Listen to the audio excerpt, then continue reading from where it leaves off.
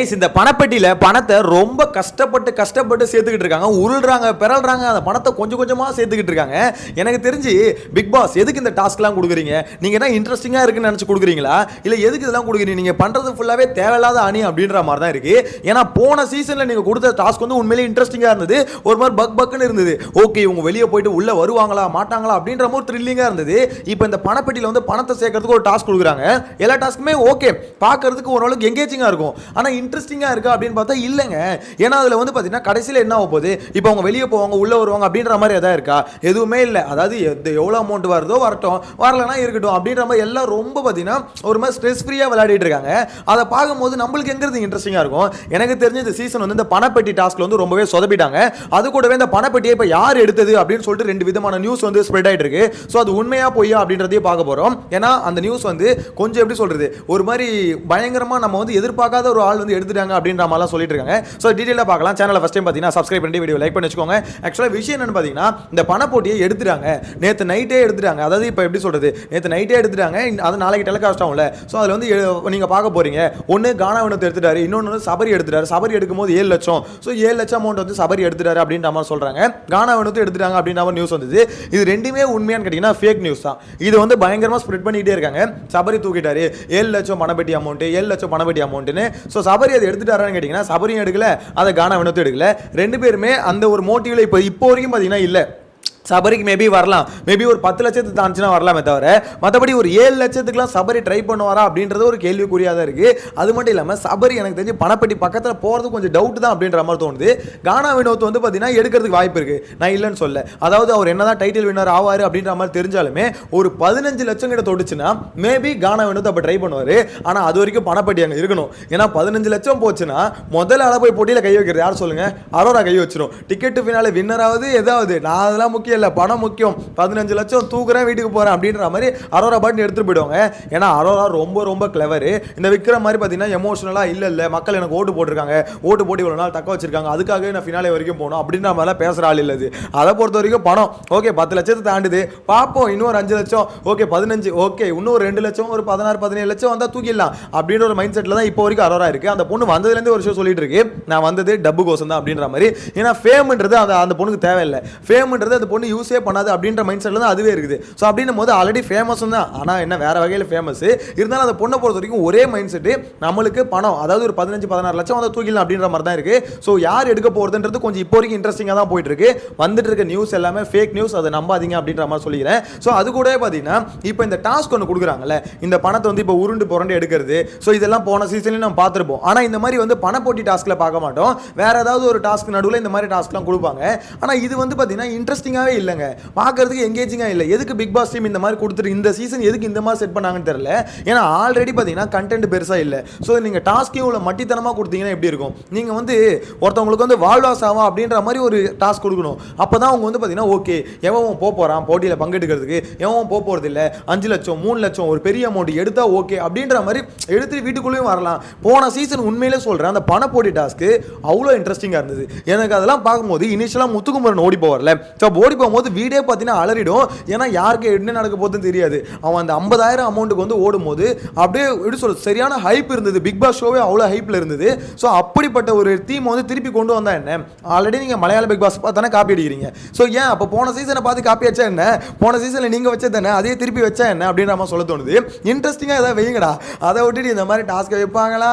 அது கூடவே பார்த்தீங்கன்னா பணத்தை வந்து எவ்வளோ சேகரிக்கணும் சேர்த்து அதுக்குள்ளே வச்சுக்கணுமா, அதில் சேர்த்து வச்சு என்ன பிரயோஜனம்?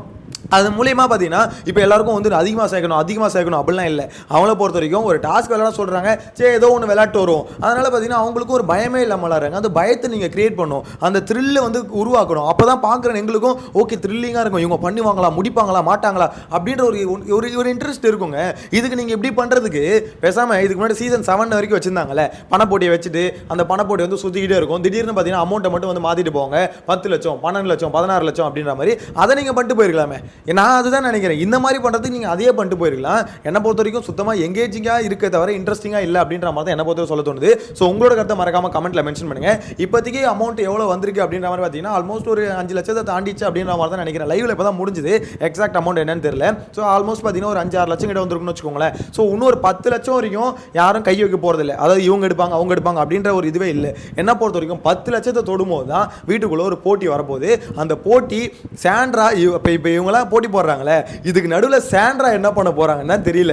ஏன்னா சாண்ட்ராவுக்கு 2 விதமான ஒரு இன்புட் வந்திருக்கு வெளியிலேருந்து வந்தவங்க. ஓகேங்களா, சில பேர் வந்து சாண்ட்ரா என்ன சொல்கிறாங்க, உங்களுக்கு வந்து பயங்கரமான சப்போர்ட்டு, ஸோ இந்த பார்வதி கமுருதின் மேட்டரில் வந்து உங்கள் பக்கம் நான் இருந்தனால சப்போர்ட் வந்திருக்கு அப்படின்ற மாதிரி சில பேர் வந்து இன்புட்ஸ் வந்து சாண்ட்ரா கிட்ட கொடுத்துருக்காங்க. இல்லைன்னு நான் சொல்ல. ஆனால் அதே சமயத்தில் சாண்ட்ராக்கு இப்போ வரவங்க இந்த வியானாலாம் இருக்குல்ல, ஸோ வியானாலாம் வந்து இது பண்ணும்போது அவங்களுக்கு வந்து ஒரு விஷயம் தோணுது. ஓகே, அப்போ இந்த பொண்ணு இவ்வளோ ஹேட்ரேட் நம்மளால கொடுக்குதுன்னா மேபி ஏதோ ஒன்று இருக்கலாம் அப்படின்ற மாதிரி சாண்ட்ராக்கு தோணுது. சேச்சி சாதாரண ஆள் இல்லை, மலையாள பிக் பாஸ் எல்லாத்தையும் பார்த்துட்டு வந்த ஆள் அது. ஸோ அப்படின்னும் போது எனக்கு தெரிஞ்சு சாண்ட்ரா இவங்க எல்லாருக்கும் ஆப்பிடிச்சுட்டு பணம் வந்து 10 லட்சத்தை தொடரும் தூக்கிடுவாங்களோ அப்படின்ற மாதிரி நினைக்கிறேன். ஆனால் எடுக்கும் போது பயங்கரமான ட்விஸ்ட் இருக்குங்க, அதை மட்டும் கிளியராக சொல்கிறேன். நானா நீயான்னு போட்டி போட்டுக்க போகிறாங்க. எப்போ அந்த 10 லட்சத்தை தொடுதோ அது வரைக்கும் பார்த்தீங்கன்னா ஈடிக்கும். 10 லட்சம் வரைக்கும் ஈடியும். எவனோ அது பக்கத்தில் கூட போய் கை வைக்க போகிறதில்ல. 10 லட்சத்தை தாண்டி 12, 13 அப்படின்ற மாதிரி ஒவ்வொரு லட்சம் இன்க்ரீஸ் ஆகும் போதும் வந்து பக்கத்தில் நிற்க ஆரம்பிச்சிருவாங்க. நீனு போய் நிற்க ஆரம்பிச்சிருவாங்க. ஸோ அப்போ தான் கொஞ்சம் இன்ட்ரெஸ்டிங்காக மாறும். அதனால தான் சொல்கிறேன், இந்த மாதிரி டாஸ்க் கொடுத்து டைம் ஓட்டி ஒரு மாதிரி சும்மா டைம் ஓட்டுறாங்க. ஒரு ஷோக்குள்ள இவங்க என்ன பண்றாங்க, இந்த மாதிரி ஒரு டாஸ்க் வச்சு ஏதாவது ஒன்று பண்ணணும்ல. எல்லாம் சாப்பிட்டு தூங்கிட்டு இருக்கானுங்க. அங்கங்க பார்த்தீங்கன்னா திவாகர் வந்து ஏதோ ஒரு கண்டென்ட், கானா வினோத் கண்டென்ட், சில இடத்துல வன்மங்கள் இப்படி ஒன்று வந்துட்டு இருக்கு. இல்லைன்னு நான் சொல்ல, பட் இருந்தாலும் எல்லாருக்கும் பார்த்தீங்கன்னா எங்கேஜிங்காக இருக்க மாதிரி ஒரு நல்ல ஒரு கண்டென்ட் ஏதாவது ஒன்று கொடுத்தாகணும் அப்படின்னு சொல்லிட்டு, அதாவது ஒரு டைம் ஓட்டணும், இந்த 1 hour ஷோக்கு ஏதாவது ஒரு கண்டென்ட் வேணும் அப்படின்றதுக்காகவே இந்த டாஸ்க் வைக்கிறாங்க. மற்றபடி பார்த்தீங்கன்னா இது மூலியமா இன்ட்ரெஸ்டிங்காக இருக்காதுன்றது டீமுக்கும் தெரிஞ்சும் ஒரு ஒப்பேத்துறாங்க. எனக்கு தெரிஞ்சு இந்த சீசனே அப்படி தான் ஒப்பேத்திட்டு இருக்கானுங்க. ஒன்னே சில பேர் பார்வதி இல்லைன்னா பார்த்தீங்களா எப்படி இருக்கு, அது என்னமோ உண்மைதான். பார்வதி இருந்திருந்தாங்கன்னு வச்சுக்கோங்களேன், இப்போ இந்த டாஸ்க் நடக்குதுல்ல, இது கூட உருப்பிட்டு இருக்காது. இதுலேயும் ஒரு சண்டை வந்திருக்கும், கலவரம் வந்திருக்கும். கண்டென்ட் வரும், நான் இல்லைன்னே சொல்ல. பார்வதி மூலியமா கண்டென்ட் வந்தது வரும், அதை நான் ஒத்துக்கிறேன். ஏன்னா திவாகர் வந்ததுக்கு அப்புறம் கண்டென்ட் வருதா, ஸோ அந்த மாதிரி கண்டென்ட் வரும். அந்த கண்டென்ட் ஒரு மாதிரி கேம் ஓரியன்டாக இருக்கா அப்படின்றது அதுதாங்க இருக்காது. ஒரு பிக் பாஸ் டாஸ்க்குள்ள ஒரு சண்டை வர்றது வேற, அந்த டாஸ்க் அவங்க வந்து தனியாக இண்டிவிஜுவலாக ஒரு சண்டையை கிரியேட் பண்ணுறது வேற. ஸோ பார்வதி ரொம்ப நாளாக பண்ணது அவங்க இண்டிவிஜுவலாக ஒரு சண்டையை கிரியேட் பண்ணிட்டு இருந்தாங்க. எனிவேஸ் இதுக்கப்புறம் அவங்களை பற்றி பேச வேணாம். ஆனால் மெயினான மேட்ரு பார்வதி நினச்சி திவாகர் ஃபீல் பண்ணிட்டு இருக்காருங்க. இப்போ வரைக்கும் நான் லைவ்ல பார்க்குறேன், பார்வதி இருந்திருக்கலாம், பார்வதி வந்து மீட் பண்ணணும்னு நான் ரொம்ப ஆசையாக இருந்தேன் அப்படின்ற மாதிரி சொன்னார். ஸோ அதெல்லாம் பார்க்கும்போது உண்மையிலே, அதாவது பார்வதி சில இடத்துல வந்து வீட்டுக்குள்ளே சொல்லியிருக்காங்க, இந்த மாதிரி திவாகர் மோடுக்கு நான் போயிடுவேன், திவாகர் எக்ஸ்ட்ரா ஆயிடுவேன், நான் அவரோட இன்புட்ஸ் வந்து என் மண்டையில் வந்துடும், அதனால தான் அப்படிலாம் பண்ணிட்டேன் அப்படின்ற மாதிரி திவாகர் மேலே பழிய போட்டாங்க. ஆனால் இந்த இடத்துல திவாகர் வந்து பார்த்தீங்கன்னா இல்லை என்ன இருந்தாலும் பார்வதி தங்கச்சி இருந்திருக்கலாம் அப்படின்ற மாதிரி அவர் பேசும்போது அந்த ஒரு கனெக்ஷன் இருக்குல்ல, செமையாக இருக்குது. ஆக்சுவலாக திவாகருக்கும் பார்வதிக்கும் பயங்கரமாக பார்த்தீங்கன்னா அது அவங்க வெளியே போனதுக்கப்புறம் அவர் வந்து அவர் மனசில் இருக்க ஆதங்கத்தை கொட்டுறாரு அப்படின்ற மாதிரி சொல்ல தோணுது. நேற்று கூட அழுதுட்டாரு, சபரிக்கிட்ட பேசிட்டு இருக்கும்போது பார்வதி இருந்திருக்கலாம், கடைசி நேரத்தில் ஒரு தப்பு பண்ணிட்டு இப்படி வெளியே போயிடுச்சு அப்படின்னு சொல்லிட்டு ரொம்பவே ஃபீல் பண்ணிட்டு இருந்தாரு. ஸோ அதை பார்க்கும்போது திவாகர் வெளியே போனதுக்கப்புறம் பார்வதி உங்ககிட்ட பேசுவாங்கன்னு நினைக்கிறேன். ஏன்னா அவங்க வெளியே வந்ததுக்கப்புறம் இவர் பேசலையா. ஆக்சுவலாக இன்னைக்கு தான் கேட்டார், கானவனத்தை கேட்டார், நீ பேசுனீங்க அப்படின்னா இல்லை பேசல, அதுக்குள்ளே நான் உள்ளே வந்துட்டேன் அப்படின்ற மாதிரி சொல்லியிருந்தாரு. ஸோ வெளியே போனதுக்கப்புறம் பார்வதி அந்த மனுஷனை கொஞ்சம் மதிச்சு என்னன்னு கேளுங்க, ரொம்ப உங்களுக்காக ஃபீல் பண்ணிட்டு இருக்காரு அப்படின்ற மாதிரி தான் சொல்ல தோணுது. எனிவேஸ் உங்களோட கருத்தை மறக்காம கமெண்ட்ல மென்ஷன் பண்ணுங்க. இந்த டாஸ்க்கை பொறுத்த வரைக்கும் என்ன நினைக்கிறீங்க, இது இன்ட்ரெஸ்டிங்காக இருக்கு, இதே மாதிரி ஒவ்வொரு டாஸ்க்காக கொடுத்து பணத்தை கொஞ்சம் கொஞ்சமாக சேர்க்கலாம் அப்படின்னு நினைக்கிறீங்களா?